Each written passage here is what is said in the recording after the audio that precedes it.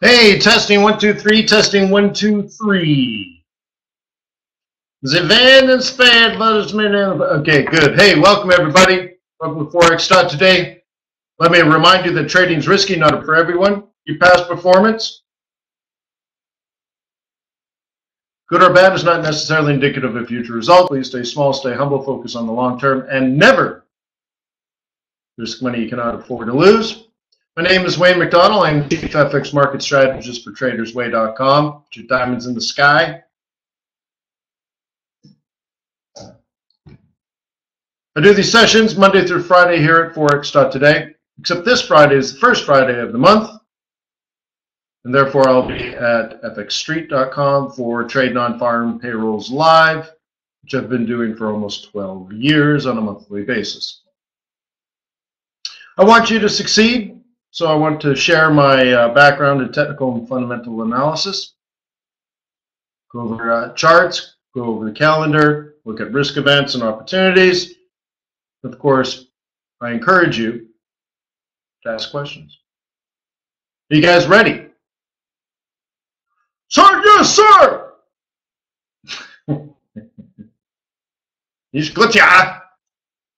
Yeah. Please, sir, may I have another, sir?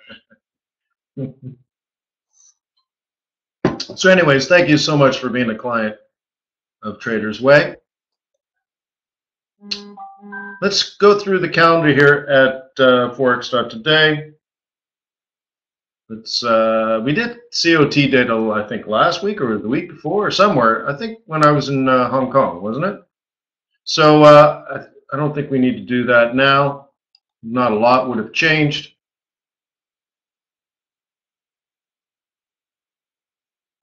Let's go to the calendar, as they say in France.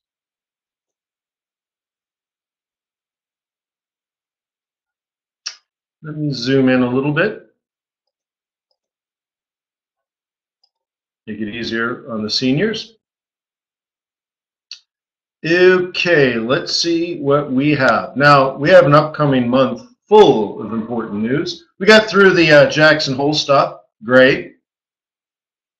Fed wants to raise interest rates. We already knew that. They want to go in slowly. We already knew that. They don't want to raise too many times officially because they also have to thin their balance sheet. So we're going to cruise at below 2% for quite some time, which we already knew. ECB is, what did they say at Jackson Hole? ECB, they're doing better. Could be worse, but doing better, improving. Not hitting their targets yet, but maybe less need now for emergency policy. So maybe in the next 6 months to 12 months, they announce some sort of change in policy. Cool, we already knew that. Japan, what did they say? Rick Rhoda said.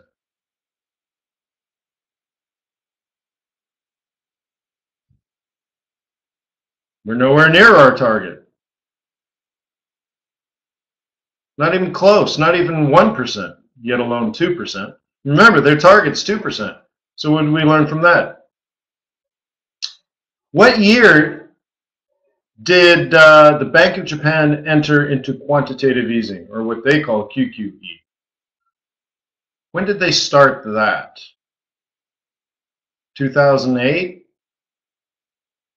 2009? Or was it older, like 2007? 1991, 1865. Mickey's the closest. Yeah, you got to be closest without going over. 1991. 28 years ago. Yeah, so anyways, guess what? There's no change in policy on the horizon. Who would have thought, huh? So anyways, that's our big takeaway. Great. Thank you, Jackson Hole. That was a whole lot of Jackson. The UK is on vacation today, right?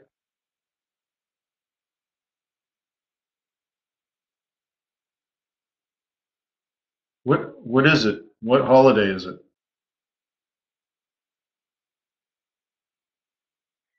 Yeah, bank holiday. Yeah, is that what they call it? End of August.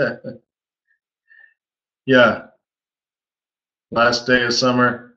Yeah, good riddance to the Puritans. Puritan cleansing day. All right, cool. So anyways, so quiet, right? Great, quiet. So what's going on later in the week? Case-Shiller, not nearly as important as it used to be. Building permits out of New Zealand, really? German consumer confidence. So anyways, maybe some retail sales out of Japan, Tuesday night, Wednesday morning, depending on where you are. But we know, look, 2%, 1%. So, I mean, all right, yeah. Is that really going to change any sort of seasonality? If we get the seasonality we expect, would that change anything? Yeah, probably not, right?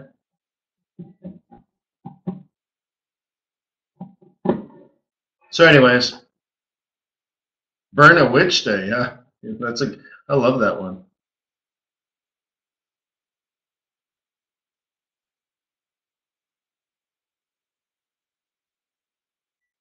Because, Sam, we're out of that problem. It's not a problem anymore. So Sam asked, why isn't Case-Shiller that important anymore? Well, we were worried that the real estate market was going to collapse and every house would go to zero. Okay, fine. And then it started to recover, and we were really interested. Did we hit bottom in real estate? Did we hit bottom in real estate? Dude, if you haven't bought 5 houses since then it doesn't matter. I mean, it's, so is it the end of real estate as we know it? No, everything's fine, man. People buy houses, normal rates, normal paces. We're not even building them fast enough, right? So, yeah, some builders are going to build. Other builders are going to apply for permits. Homes are going to sell. They're going to sell before school. So guess what? Now that school's starting, home sales are going to slow down because it's been like that forever, right? So, look, housing prices are generally improved, but certainly it's not the end of the world. So where you make money is when people think it's the end of the world, and then it starts to shift. So a market leads sort of reality, or let's say economics. Markets lead economics 6 to 12 months. So Case-Shiller was important if you were deciding that you were going to jump in and buy a bunch of houses.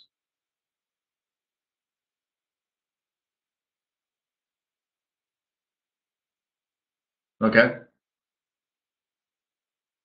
But that, to me, that was so 7 years ago. Yeah.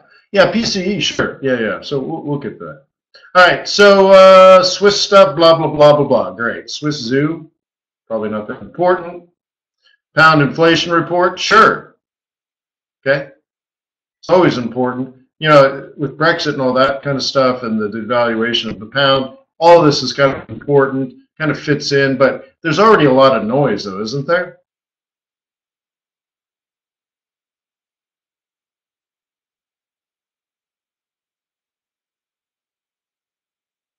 Right?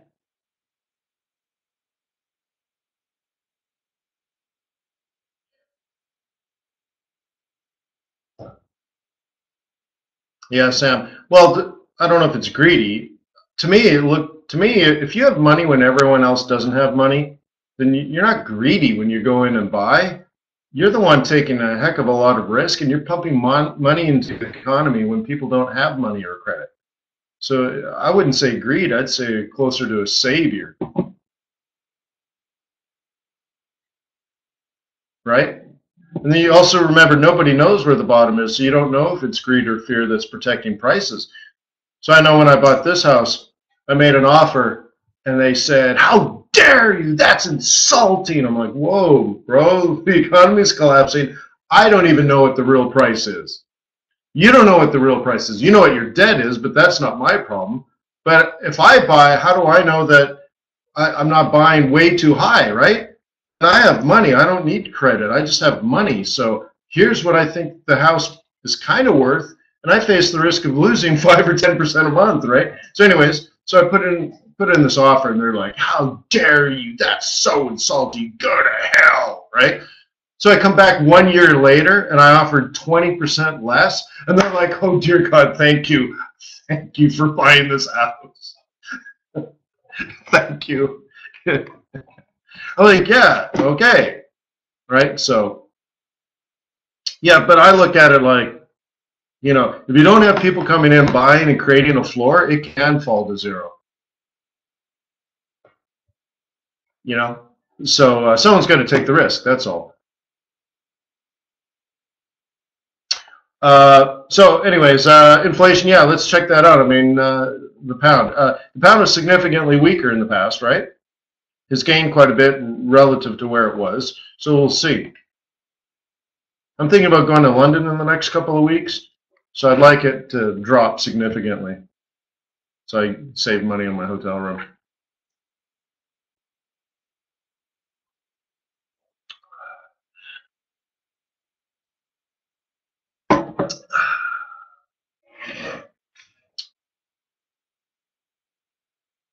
So we want to see a lower inflation forecast.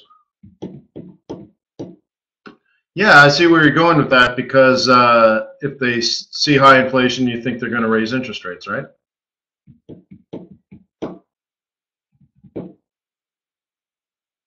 Hey, one thought. If they have to pay the Eurozone a penalty, they have to pay like 20 billion something. Do they pay euros or do they pay pounds?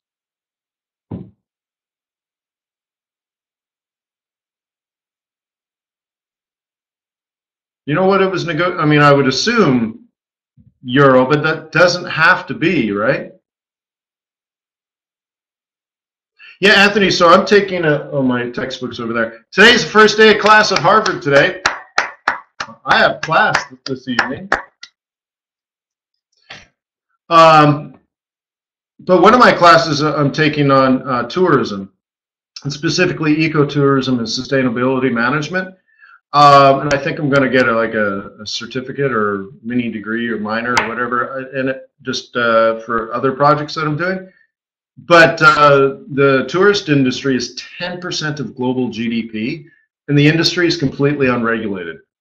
Isn't that amazing? But Anthony is like, yeah, tourism is up big time due to the pound drop. Yeah. And this is what typically poor countries do. The only thing is they want to triple the amount of people visiting their country, but they don't do anything about their water management, their sewage management, their landfill management, transportation, air pollution. They ignore all of that. They're just like, build more hotels, man.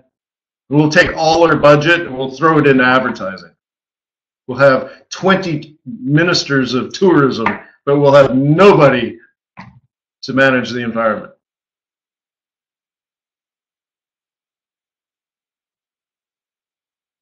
So anyways, welcome to the world.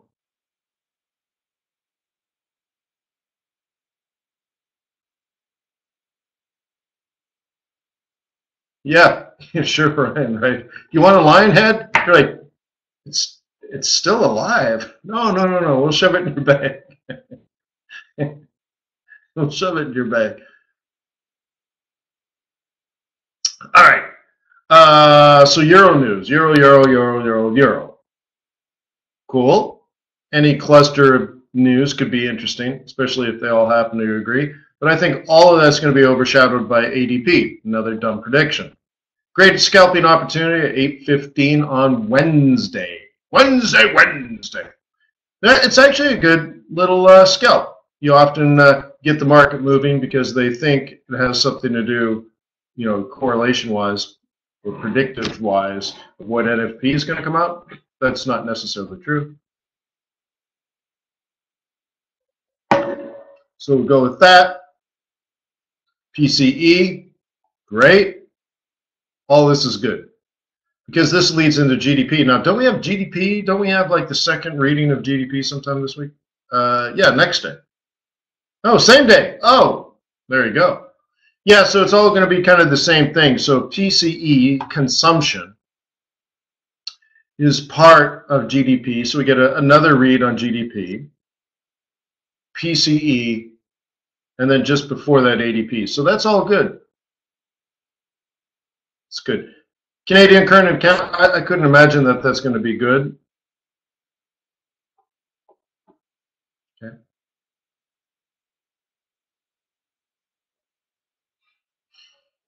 What else?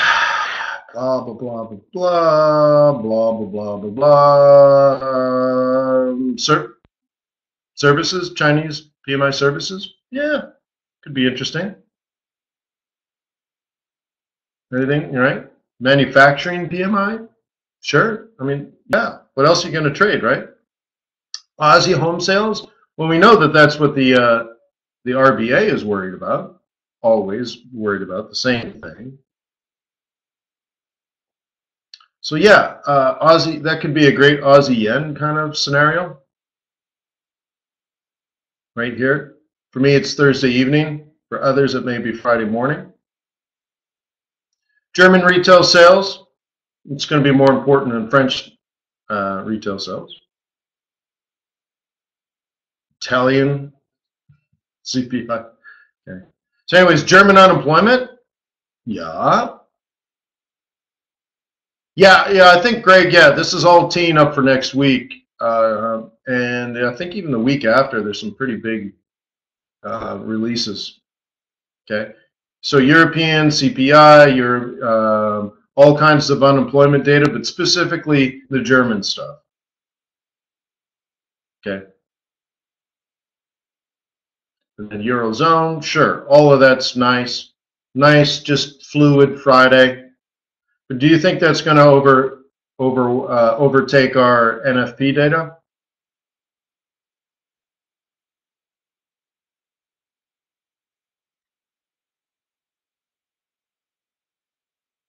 But so anyways, we'll get all of that in there.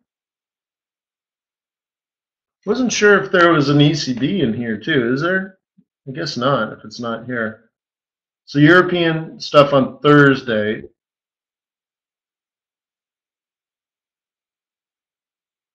Personal spending, right?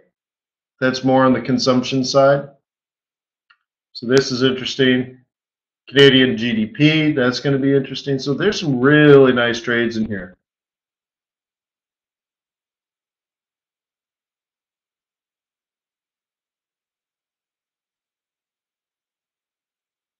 Okay.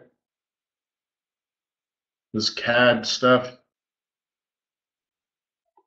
Pending home sales. I mean, yeah, but like I said before, we're on trend. We get it. We know what's going on, right? So Thursday is going to be another great trading day. This Wednesday, followed by Thursday. So it's a little bit of a quiet start, but it really builds up to a really nice trading week. So these are all news events that you can trade before or after the news. Okay.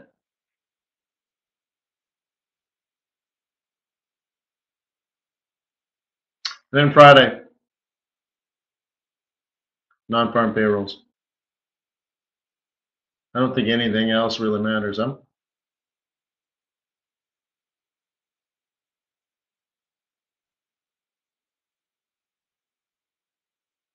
So that's some good trading. So let's just go back and filter this just for fun.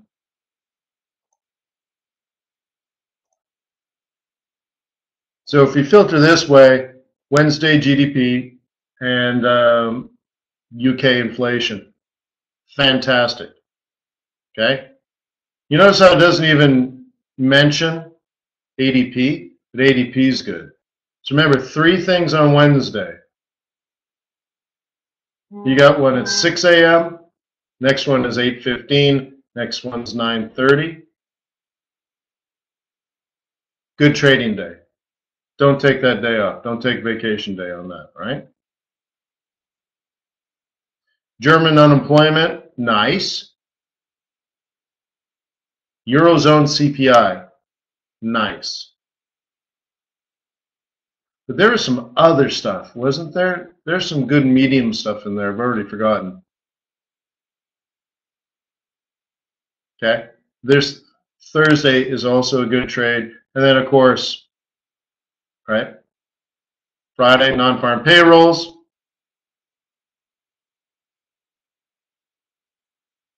And ISM at 10. Very nice end to the trading week. Oh, and the peso trade. Thank you. You guys want to look at that today? Little peso. Greg. What do you mean, Greg? Come on, Gregor. Greg. Greg.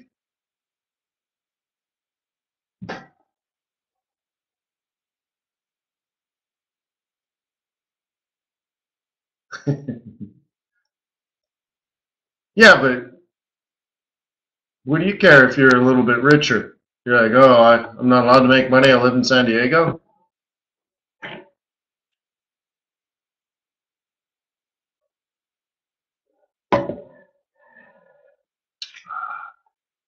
All right, we're going to start with the peso. Yeah, no. I know what you're saying, Greg. That's cool, man. But you remember, you get paid in dollars when you cash out, right? This one's for Gregors. All right, Gregorama. All right, what we're expecting doesn't have to happen this way, but what we're expecting. Now, when is the 1st?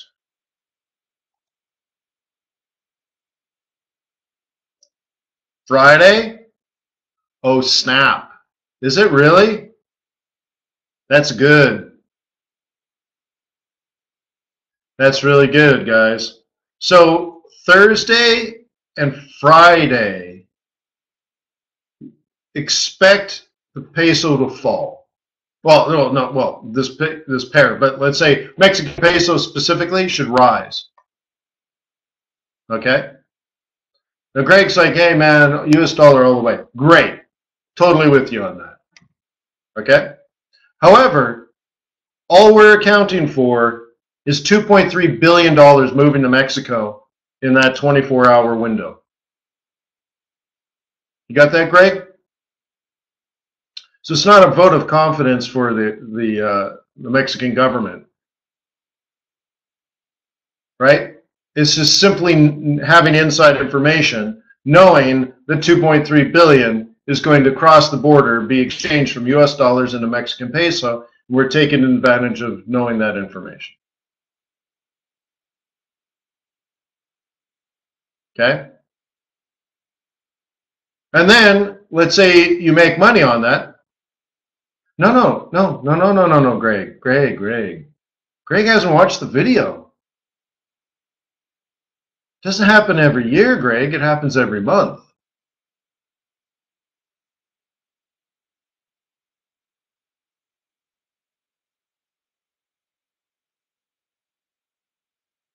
Yeah.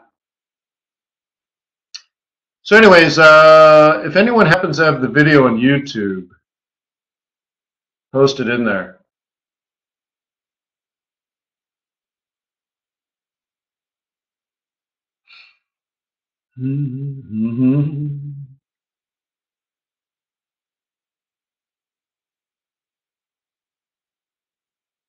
Babies need formula.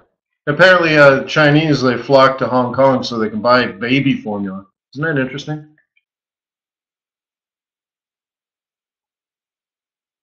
Yeah, you got it, Greg. Yeah, but just like, yeah, you got to be on it. And of course, in Forex, when you make money, you get paid in dollars, so you can do whatever you want. You can build a wall for all I care, right? Yeah. Yeah, no, I'm sure. Yeah, it's just, you know, it's nothing. It's just trade. It's like global trade. It's macroeconomics. It's the same thing as making an oil trade and buying the Canadian dollar. It's why money moves across borders. It's not a statement of any sort. It's just macroeconomics and money flow. So we know 2.3 billion is going to cross the border that day. Might as well make money. You know it. Okay. Paradise. Woo, all right, so we have this all lined up. This is my recent Know Your Oscillator speech. But going back in time, a couple of weeks ago, we talked about trapping this in a range, which you can see here and here. Maybe I should draw it. Let me get it red now. You can see we've trapped it in a range. Is it unusual to be in a range this time of year? No. Okay, so this is what we knew then. Then there's a breakout, and Uncle Wayne is talking. When there's a breakout, wait for it to come back into the roll reversal and trade in the direction of the breakout, which it did. Okay, we'll see. Would you trap this in a range?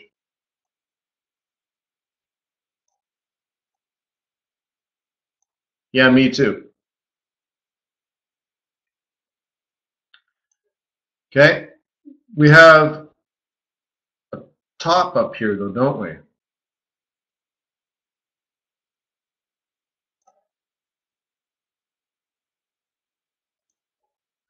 Do you see that as resistance? Monthly M4, M4, weekly M4, weekly R2. Is that, in your opinion, resistance?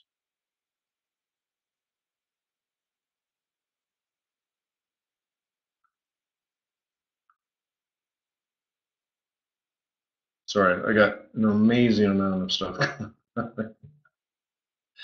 Excuse me one second. Look away, look away.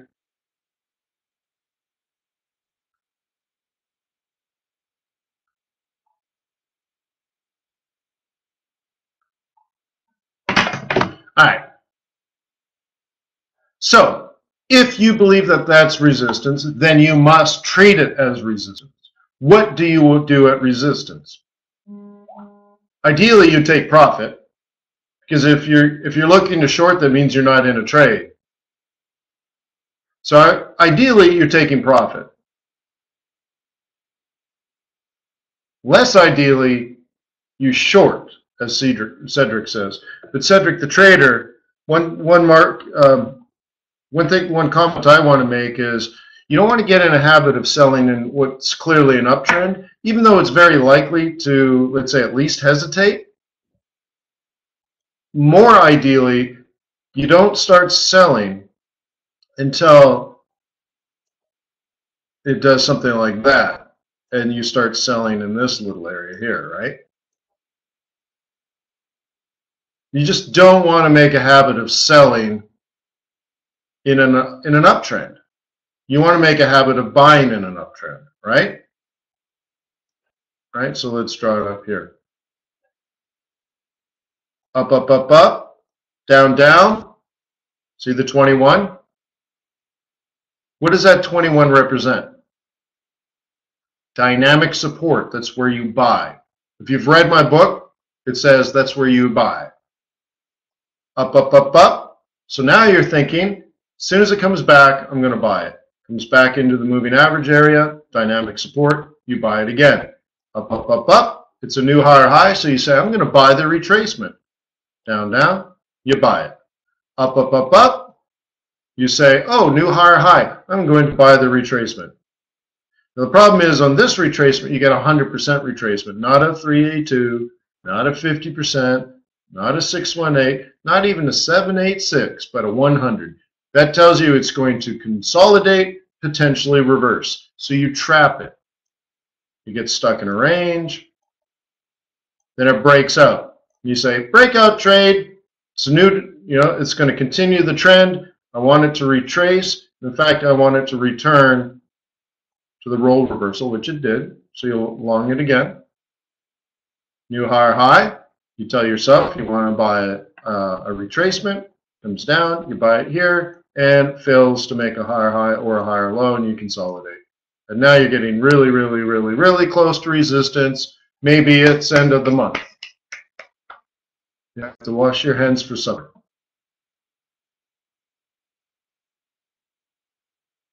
Okay. Price action.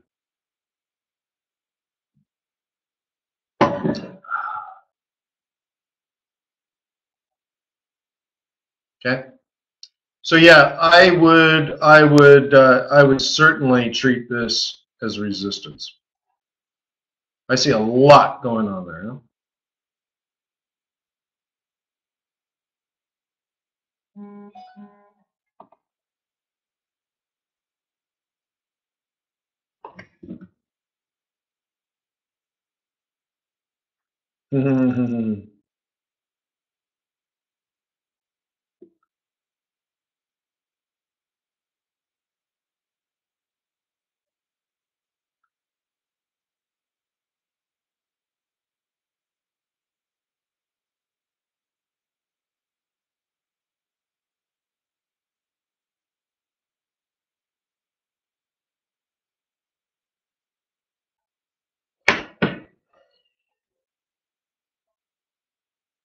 Okay.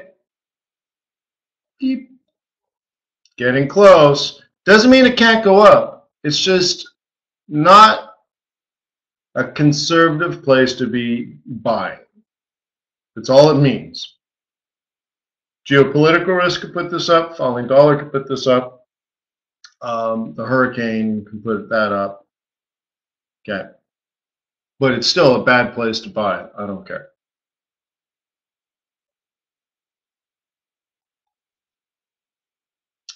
Okay. USD Yen.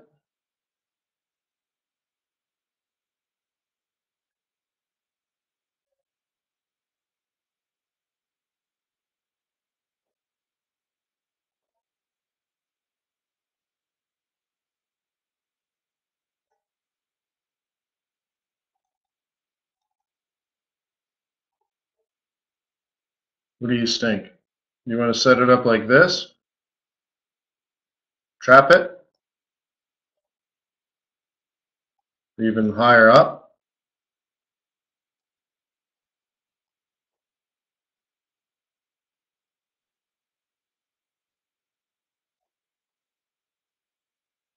How do you want to play this?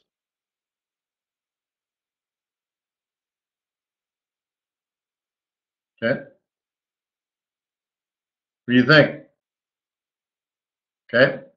I'm not sure if we talked about this or not last week, but this idea that a rally like this isn't enough for a reversal.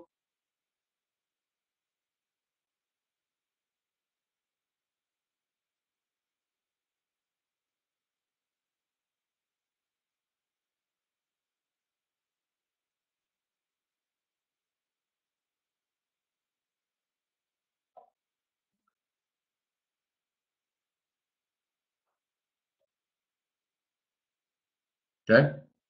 So a rally like this is not enough. The reason for it, and I don't know if it's actually the number, but what would a bear be doing? And they would be fibbing, wouldn't they? Yeah, see, it's perfect.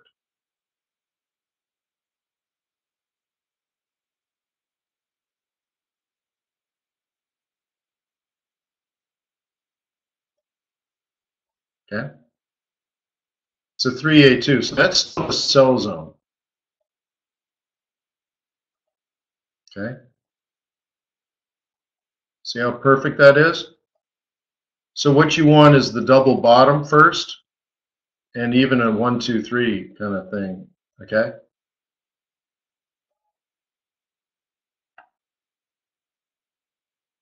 But when you throw in seasonality, there's some hope, right? Oh, I remember what we talked about with this. Didn't I say a double bottom of a double bottom of a double bottom? And we hadn't done that yet.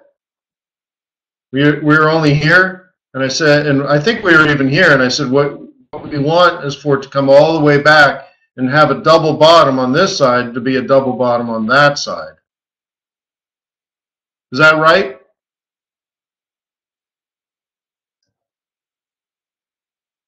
And pivot confluences and stuff too, but on top of all that, yeah. All right, cool. So it did end up doing it. Right? Cool. Good. Because remember, you know, and this is a takeaway. Here's a takeaway for you. Let me clear this. And let's see. Guess I could even just go template. Let's do it this way. Okay. Market, the Forex market does not reverse like this, nor does it reverse like this. Okay.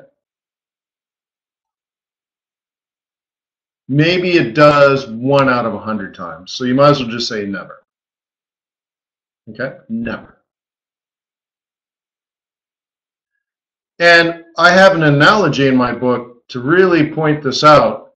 I say the Forex market reverses like an old man easing into a hot bath.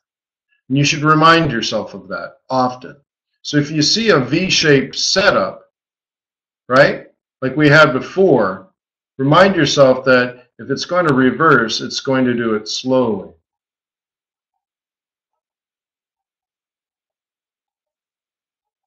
Like that.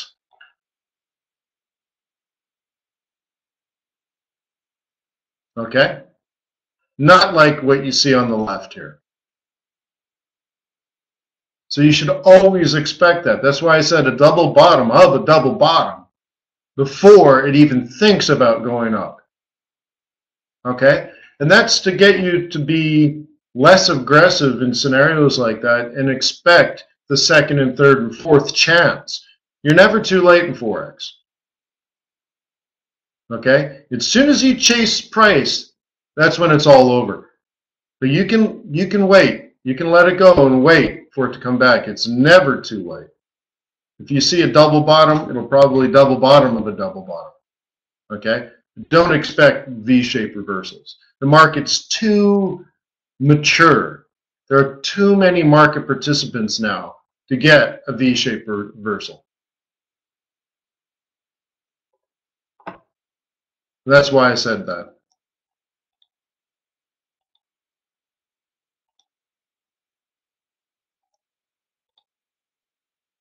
So it's not genius, it's experience.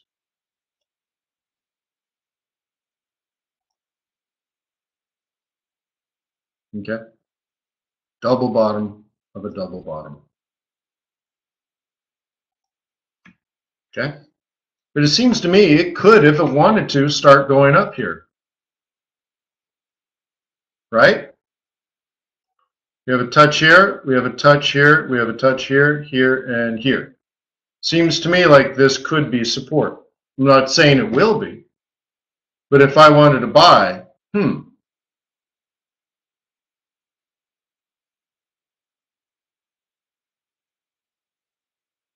okay?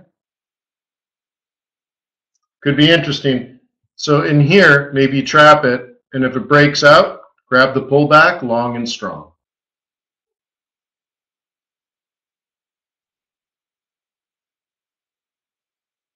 Mike, if you're observing something on a small time frame, like an hour or less per candle, it may look like a V-shaped reversal, but you're not actually reversing. Then you jump out to a daily chart, and you haven't reversed anything. It's just noise. And a market is more than a 15-minute chart. That's just some price. Oops. What did I just do? What happened? We're back? Yeah. All right, don't click that button.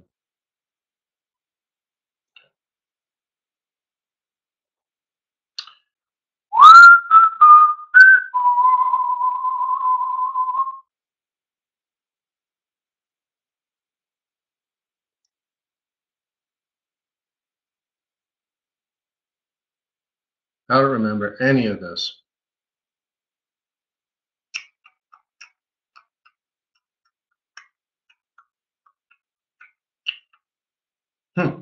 Sorry. I can see what's going on here. I mean, it got close. This move here was pretty close. Went a little farther down, therefore it didn't go as high as I thought, but it's pretty close. I mean, really, right? I have it here 71.37 and it only went to 71.17, so still within 15 pips accuracy, but I don't remember what this is about. You know what I might be setting up here is a head and shoulders.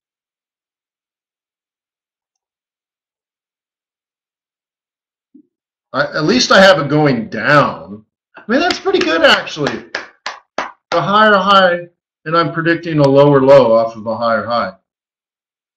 I don't remember why, honestly.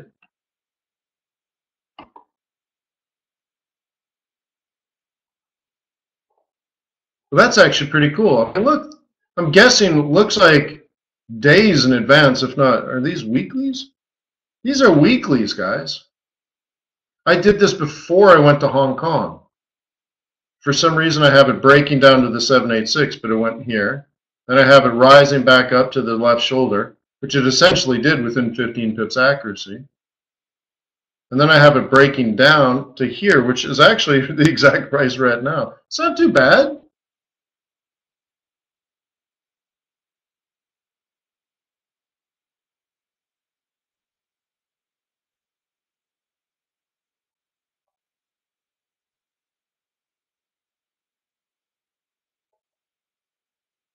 I don't remember the conversation. I don't remember why Kiwi Swiss I have heading down. But I'm glad it's working. Interesting. What do you know?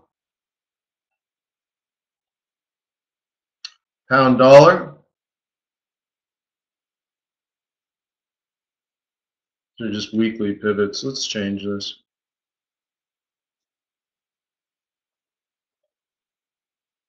Ooh la la. Hey, look, pound dollar reversing at the monthly M1. I mean, too obvious, right? Let's change it again. Just monthly pivots this time. Look at that. M3 to M1.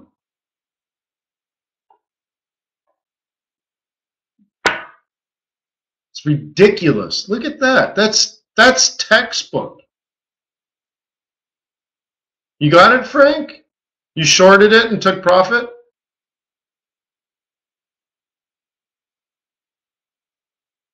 Oh. Yeah, you're buying the counter trend trade.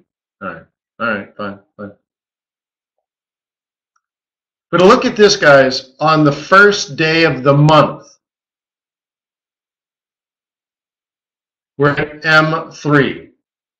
If you sell, which is definitely a sell pivot, your target is M1. And on the last week, the last few days, the last 4 days of the month, you've hit the target.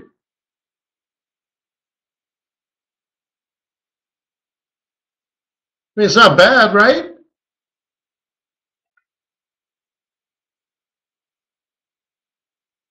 Gorgeous.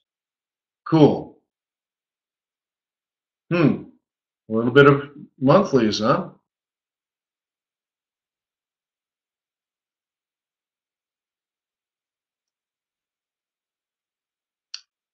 Yeah, I remember doing this with you guys. Okay. And so here's a classic breakout trade. So one of the things I remember going over with you guys is that you're using these channels to measure if your uptrend is conservative or aggressive. And then you measure when it's less aggressive, which it is here. And then check out the breakout. Breakout, retracement, okay? And you treat it like a role reversal. Oops. Okay? You want to expect it to come back to either this line of the channel or this line.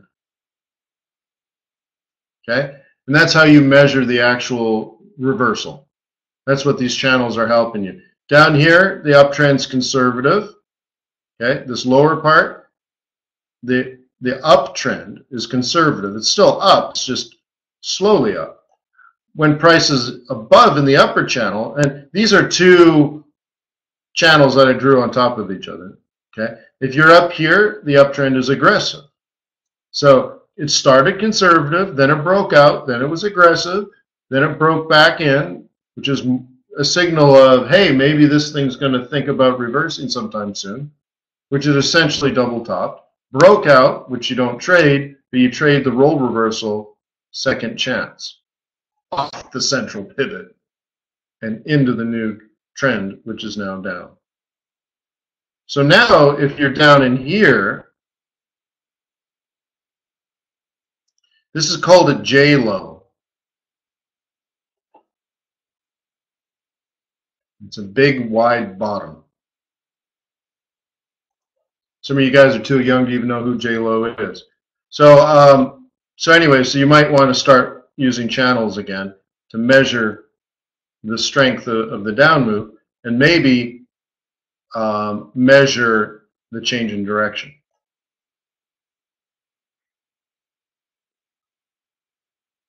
So it's only technical analysis, right? If your fundies don't measure that, that's fine, but it's still likely to disrupt the downward move, at least for a little while. But if you're a bear, right, Greg? If you're a bear, you might want to do like a 3-wave correction and then have it come down like this. Okay. Remember, your opinion's not going to change what the bulls are going to do. Bulls are still going to do. So you have to account for that.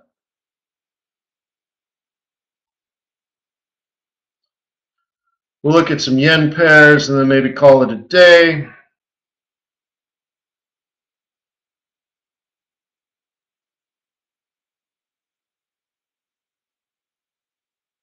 Baby, slow down. Yeah, so I have this. I guess we did this my last day? No. No? I don't remember doing this. I remember the plan here. Again, we talked about this on a different chart, but we trapped it moving sideways and we're waiting for a breakout. And I have this coming up, and then you can see there wasn't enough room at the time. But we want this to, after the breakout, retrace into the roll reversal, and then you buy. Okay? Up to the next level. So now that we have more room, it's more like this, is what we were looking for. But we haven't got the breakout yet, so it's moot.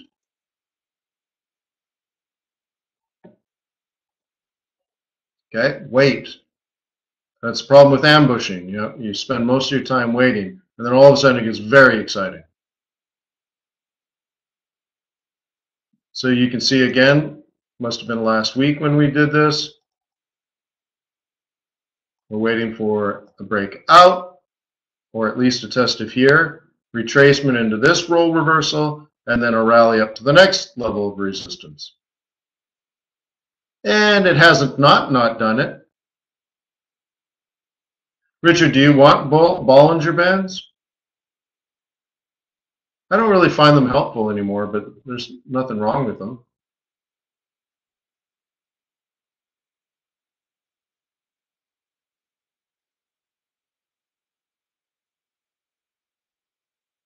Yeah, no, they're fine. It's just, yeah, they're fine. But they just tell me volatility, essentially.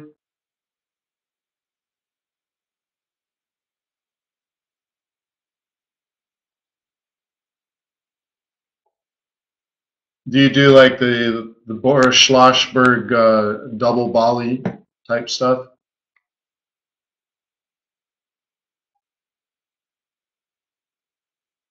Two standard deviations, three standard deviations.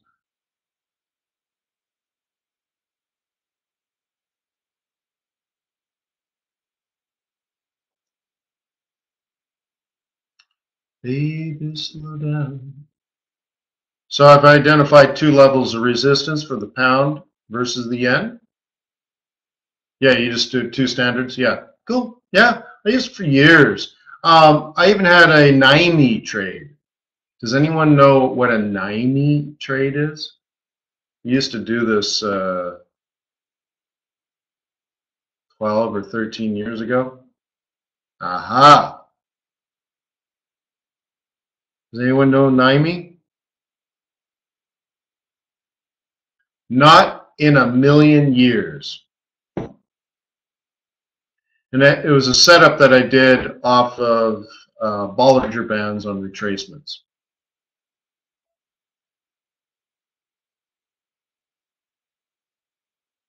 Yeah.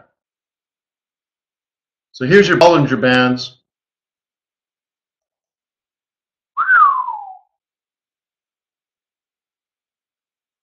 Okay.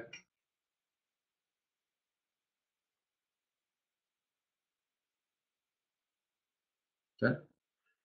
These Bollinger Bands, when they're narrow, not many people are trading. When they're expanding, lots of people are trading. So in here, okay, flat, flat, there's a little tunnel. Means very low volume of trading, and then all of a sudden the expansion, you can see lots of people are trading. Now, a lot of people that make money coaching will tell you to ride the band and all this kind of stuff. You know who taught me Bollinger Bands? John Bollinger. And he's like, I never said that anywhere. It's like, that doesn't make any sense. It's like, yeah, you can ride the band here, but you don't ride the band there. So, so anyways, John Bollinger doesn't do that. It just shows you volume and volatility, right? Essentially. And there's a few little tricks like tunneling and stuff, but you know, and then of course, if you're good and you spend a lot of time observing, there's little subtle clues here, but you don't have to get them from Bollinger Bands. But if they work for you, then great. And do you know who taught me how to use MACD?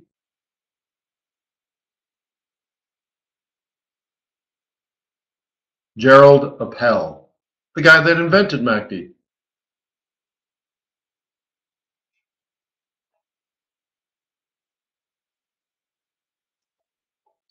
So anyways, yeah, so what I'm measuring here is if we break above resistance, maybe I'm a bull. And we're back to resistance at the beginning of the 4th week of August, which for me is prime time to expect such a move.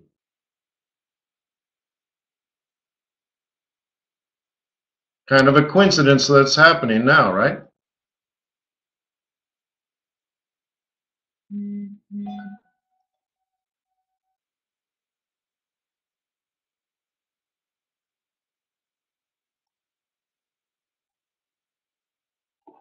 So it seems fine. I could be a cheeky monkey and lock some profit in, but nah.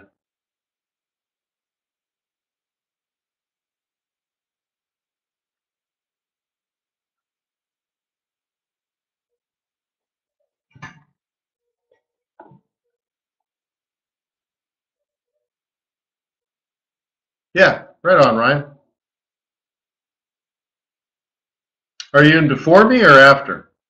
Or sort of the same spot?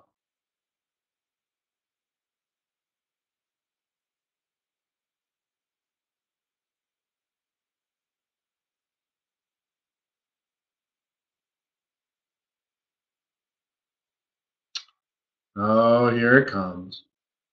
86.72, so that's way up here. All right. Yeah, all right, this step, I get it. And 87, it bought it on the retest of the psych. Cool.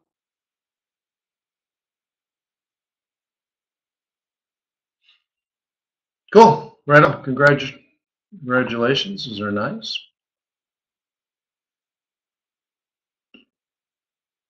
I don't have a lot of profit on this Aussie. It's kind of a bummer. What am I, 85.80? Where are we now? 86.80. So I guess I have 100 pips. The other one's what, 170? Oh, well, cool. Thanks, Ryan.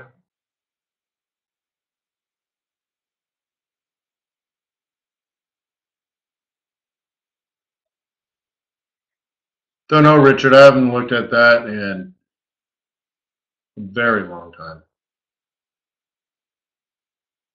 Sorry, bro. So I think we did it, right? We did a lot here. I think we did enough. What time is it? Yeah. Gee whiz.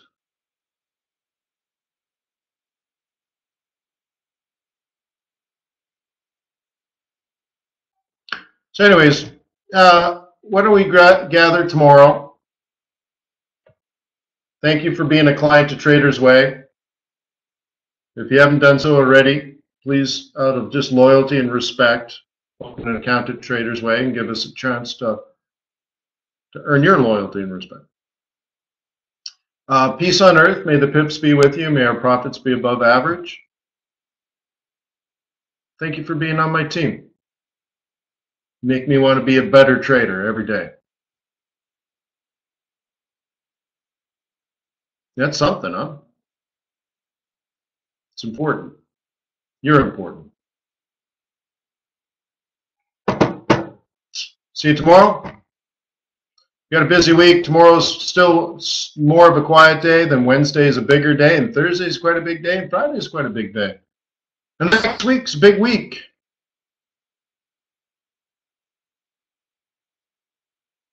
It's going to be good. Life is good. Life is beautiful. Cheers.